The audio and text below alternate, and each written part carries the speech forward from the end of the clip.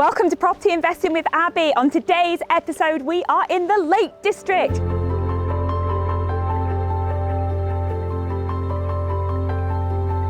Thanks, Steve. Thank you so much for having me. You're welcome. So today we're with Steve Potter and we're in the Lake District.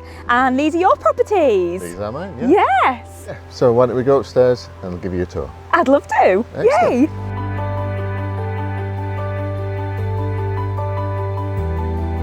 So amazing. Let's do the tour. Can you show us around, Steve? Sure. This is the lounge. It's a very small lounge. You know, it's a nice warm atmosphere with the open fire. It's just a nice place to be. Yeah, it's stunning, isn't it? You really feel like you're in the Lake District, and with that view, my gosh, there's not many properties that give you that view. And I think with the wood burner, that's exactly what guests are looking for. So how did you decide to furnish it? It came like this. Oh, so amazing. we got it as it is. We need to decorate it this year, but it needs a bit TLC. Yeah. Some of the cupboards might need changing, little bits of renovations over the next 12 months. But the flat downstairs, we're going to add a third bedroom because at the moment it's just downstairs is only for 3 people, upstairs it's for 4. Yeah. So we could get it to 5 downstairs and make more money. Amazing. Extra guests, more money. And in here is the second bedroom, open onto the back garden, which is a shared garden with downstairs. Most of the furniture in this property is wooden, rustic. Well, nice. It's such a nice big room. Again, you're not squished in. And for me, that does it is that view. It's wow. I can imagine sitting in the bed with a cup of coffee, just watching the wildlife and everything going on. Well, there's wild deer around here that come through on a regular basis. So. Yeah, it's lovely, isn't it? Mm-hmm. Look at that. And you don't get that everywhere. We'll go through into the other bedroom. So again, nice windows, nicely decorated, trying to keep it warm and comfortable. Yeah.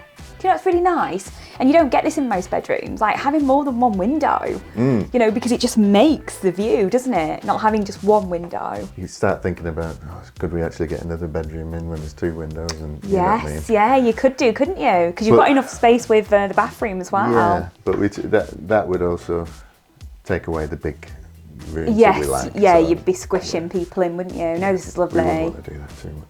No. See how big this is? It's huge. Yeah, it's nice to have a bath and a double shower. Yeah. It gives people a lot of options. And that's perfect for people bringing kids as well, because I know the amount of people that bring kids away and then there's no bath to try and bath the kids. And to bath the dogs as well. Oh, to bath the dogs! After you've been for a walk around here, it's usually wet in places, so yeah, it's a good place to wash them down and get them. Well, yeah, I could just imagine kids, dogs and chaos. So this is a great size because this is actually an apartment, but you've got a nice big kitchen diner, and with the part that's coming out here that people tend to love, because you get that dining experience, don't you, while the person's cooking. It's not like shut off. Yeah, the flat, because of the size, could actually take more people than just the 4 for the bedrooms. So you could actually have a full family sit-down meal, entertaining. Yeah. So it's open to lots of commercial as well as residential kind of uses. As for the SA side of things. And the kitchen was all in and everything as you took it? Exactly how it is, wow. Yeah. So this is a downstairs apartment. Downstairs apartment. And how many bedrooms is this one? This one is a 2 at the moment, but we do have a 3rd bedroom that we need renovating, so it will be a 3 bed. But it's still nice, big rooms. Ah, it's a really cute kitchen. Yeah, a bit smaller than upstairs, but it's still nice proportions. Yeah, it is. Everything you need. And again, this was all done, you got it like this. This is as it was. It's perfect for this size apartment anyway, isn't it? It is. Ah, lovely. A single bedroom. Single bedroom. To be fair, you could get a double in here, couldn't you? Maybe a queen. Yeah. Small double. Smaller, but yeah. Yeah. This is the room that we're partway through renovating. Ah. You've got the forest views. So we had a lot of water ingress issues at the back. Yeah. So we've had it tanked, we've had it redone. And for those people that don't know what tanking is, would you explain what that means? Yeah, so behind here there's a waterproof membrane and a waterproof slurry that's been put over the whole wall. The reason why is because the ground outside is halfway up the back of the wall. Yeah. So any water will find its way in. Yeah. So we had scenarios where people were getting out of bed and it was wet feet and that type, so we had to do something. So we shut this bedroom down, did the tanking, similar to what you do with a basement. Yes. And it's now ready to be renovated and brought back into action again. So this is the entrance to our master suite. So we have a dressing room, a dressing area. Lovely, yeah. This is lovely to have a separate dressing room, because if you're coming away with a baby or you've got a big, pop-up cot in the way. Yeah, we did think about having another bed in here, but it just means then you're walking through and it's a bit messy. But it's something we could do. We could always let customers have a roll-out bed. And then the master bedroom with ensuite. Yeah, really nice. So it opens out onto the back garden, same as the other flats upstairs. But it's quite unusual the way both flats can use the same area. Yeah, it's nice.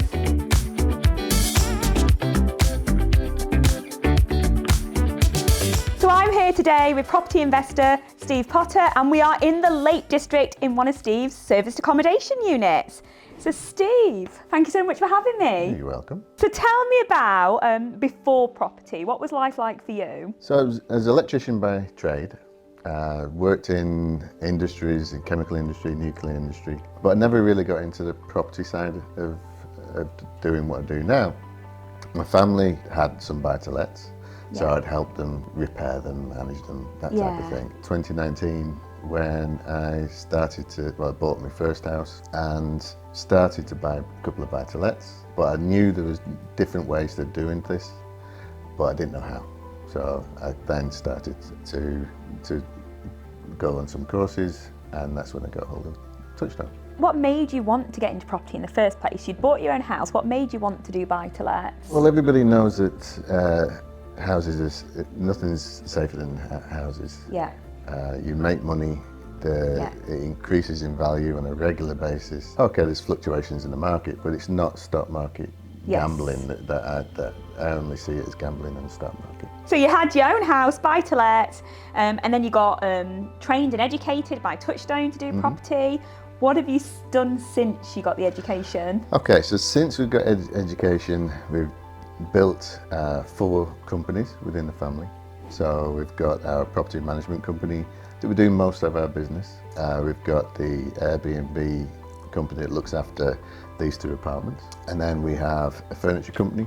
So we are now starting to supply furniture to landlords for furniture packs, that type of thing. Yeah. And then we have a laundry and ironing service in the Blackpool area that supports those kind of businesses and property businesses in the Blackpool area.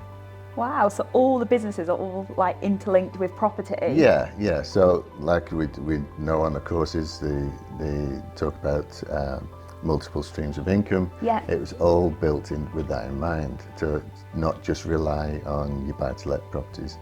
It's to build up multiple income streams. So we now do sourcing, we now do refurbishments, we now do lettings and sales. It kind of evolved over time from just starting a couple of properties and doing some handyman work that I did. Wow. And in 3 years we went from 0 property to 1.3 million. And I only invested just less than 20,000. Less than £20,000, and you've gone 0 to 1.3 million pound GDV, and you've set up 4 businesses. Yes. So 4 years ago or 5 years ago, before you started this, would you think you'd be sat here now with your 1.3 million pound of property, with your 4 businesses? Because you've come out of full-time employment, haven't you? Yeah. It was a dream to be able to stop full-time employment and have a business that would mean that I didn't have to do much. I've not got there yet because I'm still very busy with 4 companies. Yeah. But it's evolving and working towards the dream end goal, which is having a business for our extended family to have a secure housing, employment, and to have the business going forward for years to come. And then you were telling me what you've done with your pension. Could you let these guys know? Yeah, so part of all the courses is everybody keeps talking about getting a SAS pension. Now, I'd had experience with a SIP pension before, Yeah. but the SAS just meant that we could do more with it, and we could actually lend money to a limited company if necessary, and we could invest in different projects. And a lot of people don't realise with SAS pensions is the legacy can live on, can't it? It Yeah. doesn't die with you. No. You can have your children in it. Yeah, you can have up to 11 people in it at any one time, but it means it's a pension that just carries on even after I've gone, my wife's gone, and the children can then just carry on using it for generations to come. Amazing. So let's have a talk about where we are today. So we're in a place called Ulfa in the Duddon Valley up in Cumbria, miles away from everywhere else, very quiet. But these two apartments we got on a purchase lease option. So we got them both for £1 each. Wow, £1 £1 each, fully furnished, ready as it is. We've not had to do much at all. So we've been operating them for the last 12 months. Generated about £26,000. See, most people when they think about property, they would be stopped straight there, thinking I've not got the money to do property, I can't do it. But you've done a purchase lease option. Because we've only put less than 20,000 in of our own money, it means we're generating 250% ROI. You don't have to use your money. Yeah. You use everybody else's and a little bit of your money now and again. Amazing. What are these forecasted to do in the next 12 months? They should do 20,000 each. So 40,000. 40,000, depending on the economy. Yeah. But now that we've got the socials and the reviews up over the first year, Yeah. it should be easier to kind of get that going. So how long have you got them on the purchase lease option? We've got a 5-year deal. 5-year deal. Yeah, so we can take it, do the option to buy at any time. Yeah. But at the moment, we'll do it for at least 2 years so that the LLP that runs these properties can then generate the accounts, which you then go and get the mortgage to buy it. And that way, we're still not using any of our money. We're using the business itself to buy it. And how much have you agreed to buy them both for? $550 in total. $550 in total. And you've done them through an LLP. Do you want to let everybody know why you've done them through an LLP? So an LLP is the infamous capital allowances, and that's what we have bought them for. Obviously, capital allowances, you're allowed a certain amount to earn in rent without paying tax. So from these, would have been $550 if we go off those figures. Roughly, we should be able to earn $50K without any interest or any tax. Any tax, Yeah, which is so- amazing. What does it cost to run them per month? So at the moment, obviously, it's 20% of the income going to the management company. Yeah. And then on average, it's about £75 a turnover for the cleaner. Yeah. Each apartment's obviously got electricity and gas and Yeah. that type of thing. So we tend to be running at costs around about £600 a month on average. For both or Oh, for each. Yeah. Yeah. So 1,200 for both. Yeah, generally we've been earning up to about £2,000 a month. We can generally get £90 to £135 a night each.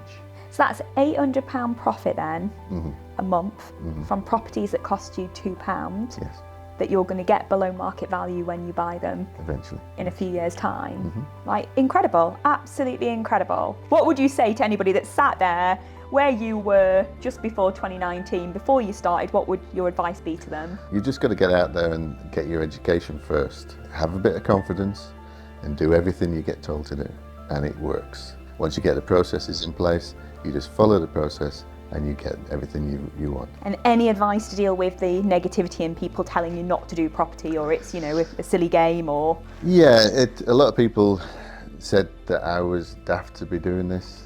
Why would I want to leave a £70,000 a year job Yeah, a lot. to risk it all? It's something that I enjoy doing. All the family has learnt through conversations, and they now look at properties and start talking about how many bedrooms we could get out of each property before even I look at them. So it works really well. But it's a big family involvement. You just have to ignore any naysayers. They just don't know what you do. Yeah. If they get the education, they'll be wanting to do it as well.